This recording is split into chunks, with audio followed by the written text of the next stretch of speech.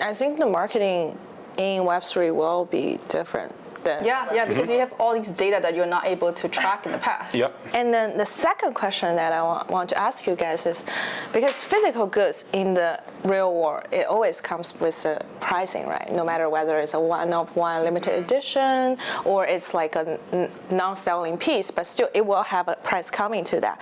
But the NFT world, especially for the digital arts, right? There's no price cap for it, or there's no price floor for it. So I guess when we are dealing with NFTs that has an associated physical goods, are you guys concerned about that, or how do you view about that issue? Does it put an actual price cap to the NFTs?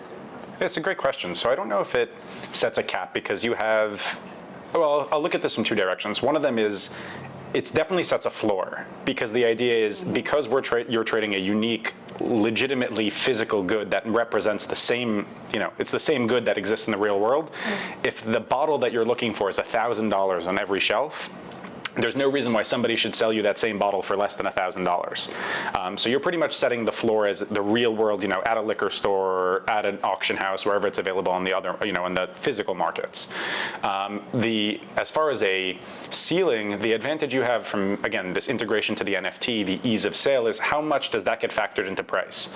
The ability to resell something, the ability to keep something stored and insured, the ability to use, your assets now for collateral, because that's one of the other benefits is, now that you have all these bottles that we have historical market data for, you can actually, and they're stored and they're insured, you can actually go to one of our lending partners and take out a loan and say, hey, I've got an $1,000 bottle, can I borrow $500 against it? So your bottles become actual, real valuable assets, as opposed to now where you can sell it at an auction, you can try and do a private sale, but ultimately it doesn't have that same type of intrinsic asset value.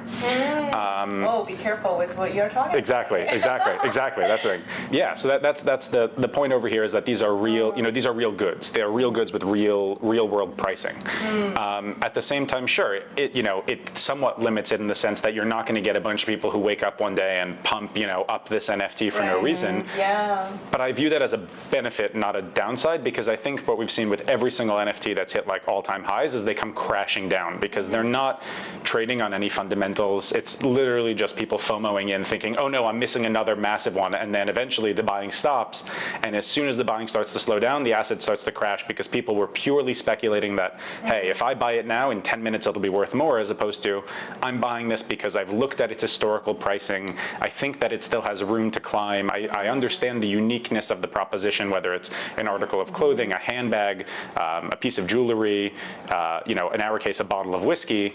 I think you start to just see the market a little bit differently when you're looking at historical information versus something that just showed up on the market yesterday and it's purely digital. And like you said, there's no way to really assign it a price or a value.